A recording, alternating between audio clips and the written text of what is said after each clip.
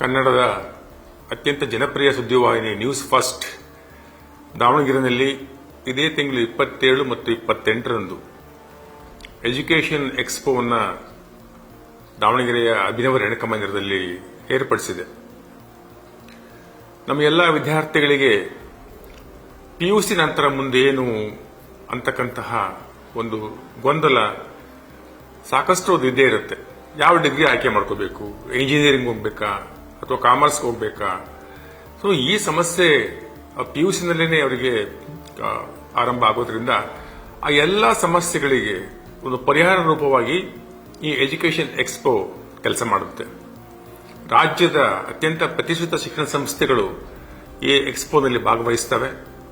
ಇದರಲ್ಲಿ ಪ್ರತಿಯೊಂದು ಪದವಿ ಕೂಡ, ಕಾಮರ್ಸ್ ಇರಬಹುದು, ಸೈನ್ಸ್ ಇರಬಹುದು, ಇಂಜಿನಿಯರಿಂಗ್ ಇರಬಹುದು, ಎಲ್ಲಾ ರೀತಿಯ ಕೋರ್ಸ್ಗಳಿಗೆ ಸಂಬಂಧಪಟ್ಟ ಹಾಗೆ ಪೋಷಕರಲ್ಲಿ ಮತ್ತು ವಿದ್ಯಾರ್ಥಿಗಳಲ್ಲಿ ಏನೇನು ಗೊಂದಲಗಳಿರ್ತದೆ ಆ ಎಲ್ಲಾ ಗೊಂದಲಗಳನ್ನು ನಿವಾರಣೆ ಮಾಡುವತ್ತ, ನಿಮಗೆ ಮಾರ್ಗದರ್ಶನ ನೀಡುವತ್ತ ಈ ಎಜುಕೇಷನ್ ಎಕ್ಸ್ಪೋ ಕೆಲಸ ಮಾಡುತ್ತೆ.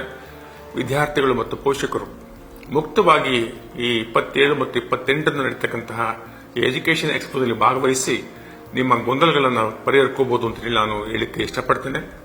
ಇದೊಂದು ಸದಾವಕಾಶ, ಉಪಯೋಗ ಮಾಡಿಕೊಳ್ಳಿ. ಒಳ್ಳೆಯದಾಗಲಿ.